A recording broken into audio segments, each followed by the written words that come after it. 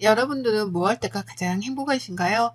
저는 가만히 집에서 누워 좋아하는 TV 프로그램을 볼 때 가장 행복한 사람이랍니다.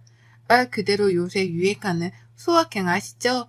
그 소확행을 너무나 좋아하는 사람인데요. 근데 저와 너무 다른 반대의 사람을 만나게 되니 정말 지옥 같은 시간이었습니다. 청소하면서 늘 즐겨 듣던 사연 채널인데 제가 이렇게 사연을 보낼지는 몰랐네요. 조금 길어도 제 얘기를 꼭 들어주시면 감사하겠습니다. 제 소개를 간략하게 드리자면 전 프리랜서로 5년 정도 근무하고 있는 평범한 여성이랍니다. 원래는 직장을 다녔었는데 재택근무로 일을 전환하면서 수입은 그 전보다 줄었지만 마음과 몸은 정말 편하거든요. 저희 남편은 평범한 회사원이에요. 저는 결혼한 지 3년 정도밖에 되지 않은 풋풋한 신혼이랍니다. 아직 아이는 없고요. 둘 다 집에서 놀기 좋아하는 집순이라 코로나 때 솔직히 나가지 못해 답답한 적이 한 번도 없었습니다. 근데 저희 집이 정말 극강의 활바람을 가지신 분이 있는데요.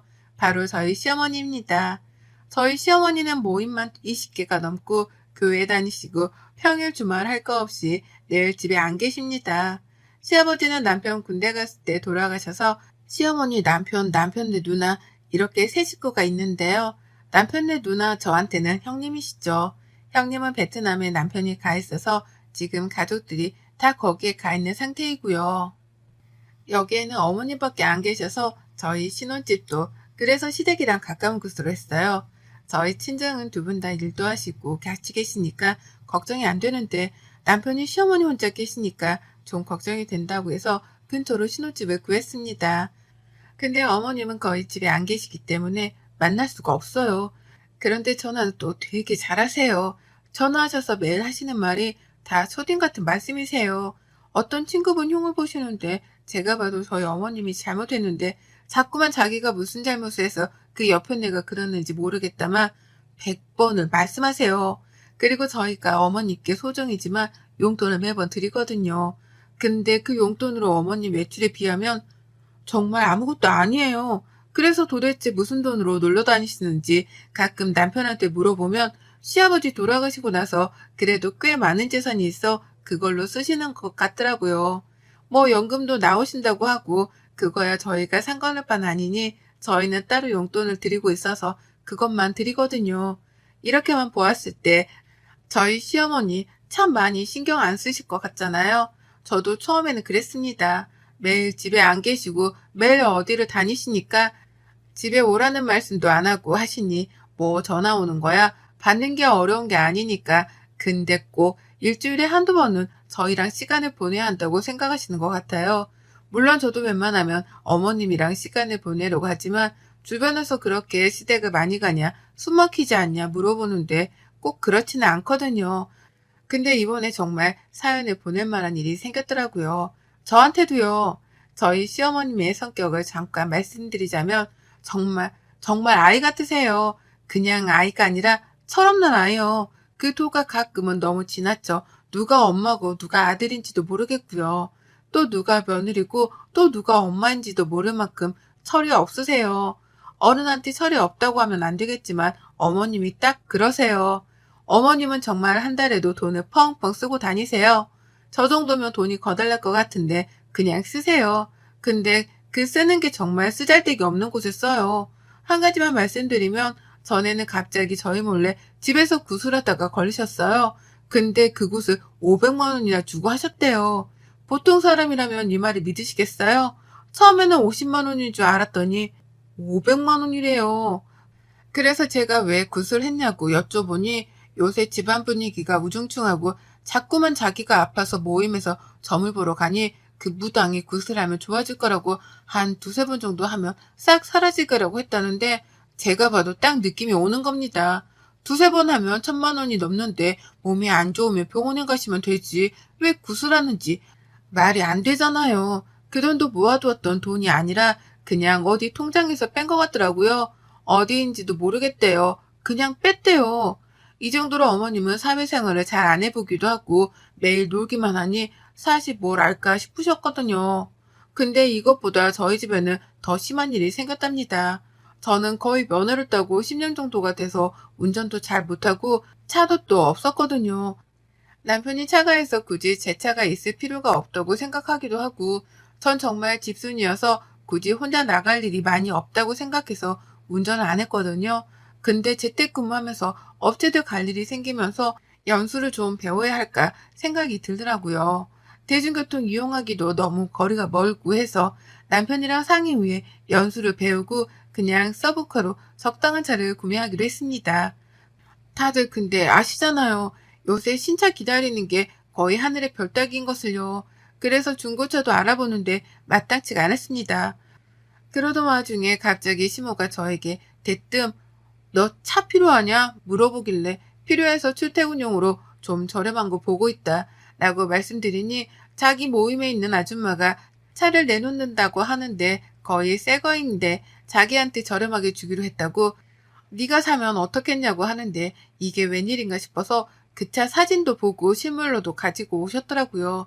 정말 거의 새 차 느낌이고 가격도 너무 저렴해 안 살 수가 없는 가격이었어요. 당장 사겠다고 말하고 현금으로 중고차를 구매했습니다. 소개시켜주신 어머님께도 감사해서 제가 백화점 가서 옷 한 벌 사드렸거든요. 근데 이때부터였을까요? 자꾸만 어머님이 어디 가려고 하는데 거기 좀 데려다 달라고 이야기를 하시는 거예요. 처음에는 당연히 모셔다 드렸습니다.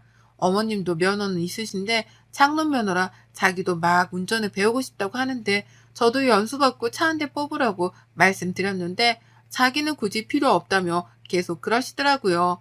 그래서 정말 10번 중에 9번은 계속 모셔다 드렸어요. 근데 그 거리가 집에서도 거의 1시간에서 1시간 반 정도는 가야 하는 거리에 위치해 있는 곳이 많았습니다. 요즘 기름값도 많이 오르고 저는 왔다 갔다 하면 진짜 진이 빠지기도 하고 차를 일 때문에 구매했는데 어머님 데리고 다니는 일들이 더 많아 한 번은 제가 볼멘 소리로 어머님께 너무 피곤하다라고 했죠. 그랬더니 갑자기 버럭 화를 내더니 네가 누구 때문에 이 차를 샀는데 너 벌써 잊었냐?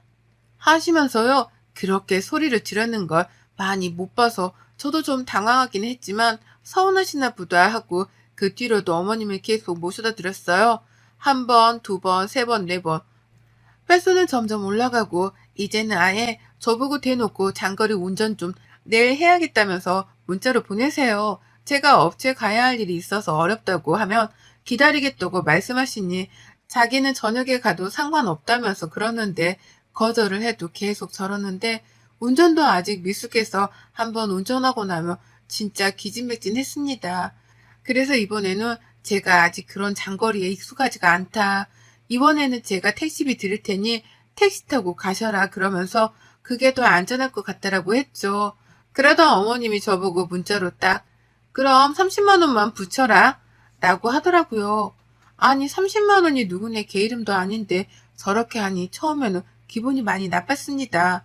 돈을 드린다고 제가 먼저 말씀드렸으니 우선은 붙여드리고 남편한테 그날 저녁 이런 얘기를 했더니 엄마가 혼자 가는 게 좀 그래서 그런 것 같다. 시간 지나면 잠잠해질 테니 저보고 조금만 참아달라고 하는데 남편도 자기 엄마라면 정말 지극하게 챙기는 효조라 무슨 말을 하겠나 싶어서 말았죠. 그 뒤로도 어머님의 운전 부탁은 도를 지나칠 정도였습니다. 정말 한 번은 주말에 남편은 회사 가고 저는 오랜만에 늦잠을 자고 있는데 아침부터 거의 100번은 전화하셔서 오늘 어디 가야 하는데 왜 늦잠을 잤냐? 너는 게을러서 어떡하냐는 잔소리를 시전하셨습니다. 저도 그런 말씀 없었는데 갑자기 왜 그러시냐 하니 저보고 빨리 오라고 지금 자기 빨리 데리러 오라고 하는 거예요. 저 일어난 지 10분도 안 됐는데 저러니 우선 모자만 푹 눌러쓰고 나갔어요. 근데 제가 저렇게 해드리면 고맙다 말 정도는 하실 수 있는데 가는 내내 계속 불평불만만 시전하시길래 귀 닫고 운전만 하고 갔습니다. 정말 차를 다시 팔아버려야 할 정도로 큰 고민하게 되었는데요. 도를 지나치는 어머님의 부탁에 아무래도 안 되겠다 싶어 어머님한테 백화점으로 쇼핑 가자고 말씀드리고 우선 기분을 좋게 만들어드린 후에 어머님께 넌지시 말씀을 드렸습니다. 어머님 모셔다 드리는 게 정말 싫어서가 아닌데 제가 앞으로 업체 다닐 일도 좀 많아지고 제가 운전이 아직 미숙해서 너무 장거리는 힘드네요. 그때는 어머님이 택시 타고 다니셔야 할 것 같아요. 뭐? 내가 너를 얼마나 불렀다고 그러냐? 아, 부르신 건 아니지만 그래도 많이 제가 어머님을 모셔다 드리니 운전을 한 번 하고 오면 쓰러져서 아무 일도 못하고 자는 시간이 많아서요. 어머님이 이해 좀 해주세요. 라고 했더니 뭐 말로는 알겠다고 하더라고요. 그 뒤로는 좀 잠잠해진 것 같아서 저도 마음이 많이 놓였죠. 그리고 오랜만에 남편이 주말에 쉬어서 둘이 근처에 있는 호캉스에 가자 싶어 정말 오랜만에 둘이 여행을 갔습니다. 가까운 곳이라 짐을 간단하게 싸서 가서 영화도 보고 수영도 하고 저녁에는 와인도 마시고 오랜만에 둘이 보내니 참 좋았습니다. 역시 이런 게 결혼의 행복이다. 이러고 있을 때쯤 제가 씻고 나왔는데 모르는 번호로 전화가 10통이나 와 있는 거예요. 일 안 할 때는 업무 톡 받기 싫어서 무음으로 해놨는데 10통이나 와 있어서 뭐지 싶어서 전화를 받았습니다. 누구세요? 전화를 많이 하셨길래요. 정수지 씨 맞으시죠? 여기 경찰서입니다. 네? 경찰서요? 경찰서에서 왜? 처음에는 그 전화를 받고 저는 보이스피싱인 줄 알았어요. 그래서 끊으려는데 갑자기 경찰관께서 저보고 김옥순 씨 아시죠? 네, 저희 어머님이신데 왜 그러세요? 어머님 무슨 일 있으세요? 지금 김옥순 씨가 도로 위에서 교통사고를 해서 합의를 해야 할 것 같습니다. 근데 그 차가 정수지 씨 명의로 되어 있다고 하고 어머님이 면허는 있으신데 제가 보기엔 운전 미숙으로밖에 안 보여서 와보셔야 할 것 같습니다. 그 이야기를 듣는데 정말 머릿속이 새하얘지더라고요. 분명히 제 차는 집에 있고 한데 어머님이 왜 제 차를 가지고 나갔을까? 어떻게 가지고 나갔을까 싶기도 해서 남편한테 이 사실을 당장 알렸죠. 근데 남편은 어머님이 갑자기 아까 우리 집에 뭐 반찬을 가져다 두러 오신다면서 집 비밀번호를 알려달라고 했대요. 엄마가 뭔 반찬을 했냐 하니 자기도 모임 사람들이 가져다 줬는데 너무 맛있어서 너희도 가져다 주려고 하니 너네 여행 가니까 자기가 냉장고에 두고 간다고 하길래 집 비밀번호를 알려드렸다고 합니다. 남편도 그 얘기를 듣자마자 같이 호텔에서 나와 해당 경찰서로 갔습니다. 갔더니 어머님은 어떤 분이랑 싸우고 있고 경찰들은 말리고 있어 도대체 어떻게 된 일이냐고 남편이 버럭 화를 냈죠. 어떻게 이 사람 차를 타고 나갔냐니까 어머님 하시는 말이 참 아직도 기억에 남네요. 얘가 내가 정말 싸게 좋은 차 싸게 해줬더니 내가 몇 번 태워달라 하니까 그게 귀찮다고 하잖아. 근데 난 어디 갈 데가 있고 니네는 마침 여행 갔다길래 얘 차 좀 내가 타봤어. 뭐 도둑질한 것도 아니고 내가 뭐 죽을 죄를 쳤니? 라면서 뻔뻔하게 오히려 나오니까 할 말이 없더라고요. 차 상태를 사진으로 보니 제 차는 벌써 폐차 수준으로 찌그러져 있고 상대방 차는 다행히도 SUV라 손상도가 크긴 하지만 제 차만큼은 아닌데 사람이 다쳐 병원으로 가야겠다고 하는 겁니다. 블랙박스도 확인하는데 이건 초보인 제가 봐도 어머님 잘못이 100%인 것 같은데 자꾸만 우기니까 경찰관이 도로 통제 때문에 우선 모시고 왔다고 말씀하더라고요. 남편은 쪽팔린지 고개만 푹 숙이고 있고 어머님은 자기가 뭘 잘못했느냐면서 계속 소리 고래고래 지르고 있어서 제가 큰 소리로 그러면 안 되지만 어머님 제발 제발 좀 그만하세요. 지금 여기 어머님만 있는 거 아니잖아요. 라고 했습니다. 그리고 도대체 어떻게 이런 일을 벌이셨냐고 물어보니 어머님의 진술서에 참 솔직하게 적으셨더라고요. 어머님은 저희가 여행 가는 걸 알고 남편한테 비밀번호를 물어 저희 집으로 들어오셨고 제 차키를 집어 차를 찾아서 도로로 나가는 순간 신호를 보고 가지 않다가 옆에서 오는 차와 부딪혔더라고요. 이건 근데 정말 도둑질이잖아요. 남의 차를 허락도 없이 타고 나가셨다는 게 몰래 쓰고 다시 가져다 놓으면 아무 일도 없다고 생각하셔서 그랬대요. 근데 제 차에 블랙박스도 있고 조금 생각하면 다 알 수도 있는데 모를 거라고 생각해 저런 행동을 했다니 이해가 가지 않고 또 너무나 어이가 없었지만 우선은 거기서 합의하는 게 가장 중요하다고 생각해서 먼저 보험사랑 이야기를 하고 다시 만나기로 한 후 경찰서에서 어머님을 모시고 나왔습니다. 남편은 도대체 무슨 생각으로 그랬냐고 난리치고 어머님은 내가 무슨 잘못을 했냐 그러고 그 뒤로도 저희 집은 전쟁 아닌 전쟁을 치르게 되었습니다.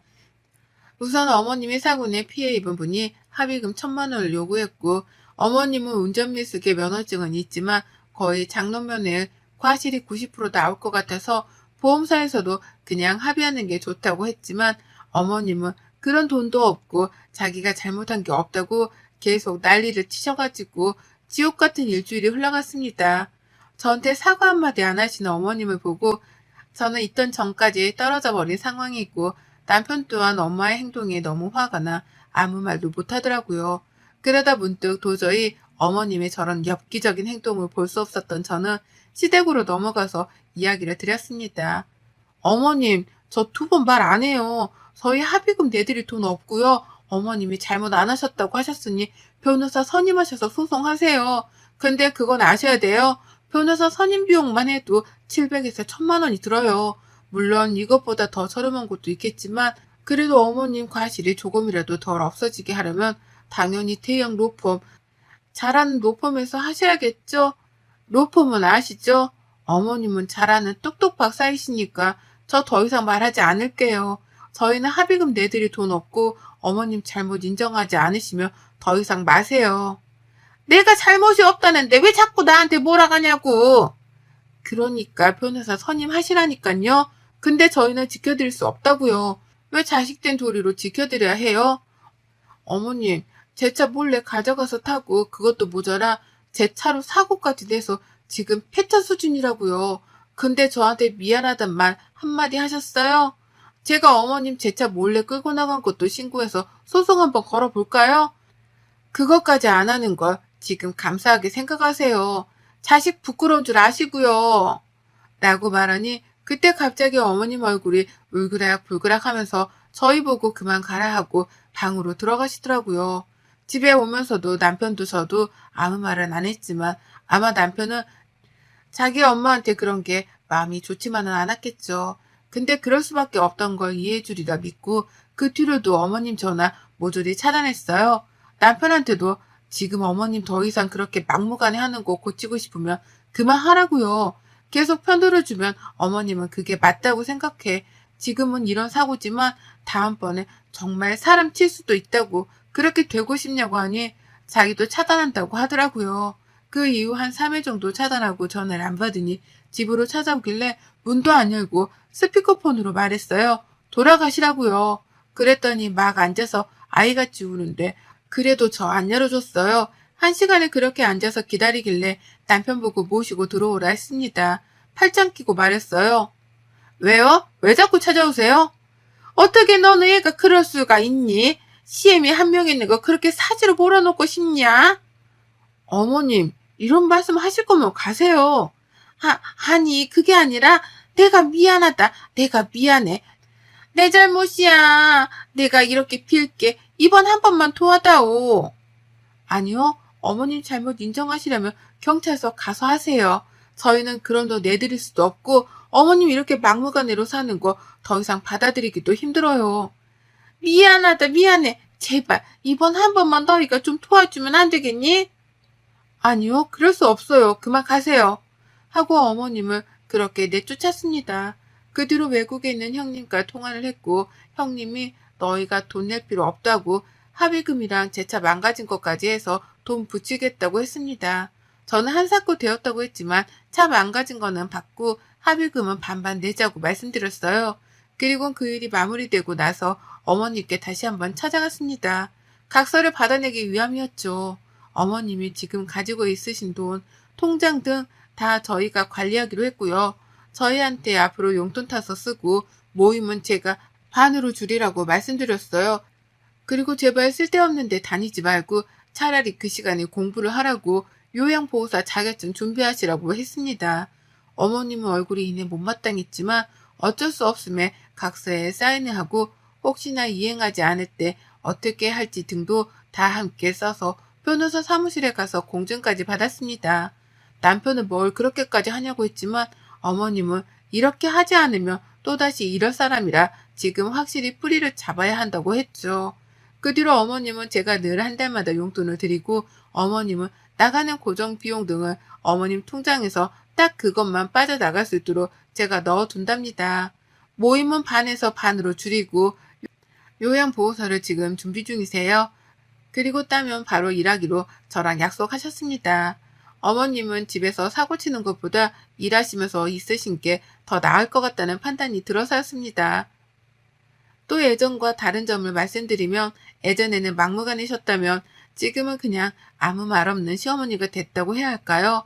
물론 제가 너무한다고도 어머니 입장에서는 생각할 수 있겠지만 저는 이게 최선이라고 생각했습니다. 어머님은 이렇게 잡아줘야 나중에 더 큰 사고를 치지 않으실 테니까요. 이렇게 긴 걸 읽어주신 구독자분들께 감사드립니다. 저희 시어머니 철없는 막내딸이라고 생각하고 잘 케어해볼랍니다. 여러분의 생각은 댓글로 남겨주세요. 오늘도 시청해주셔서 정말 감사합니다.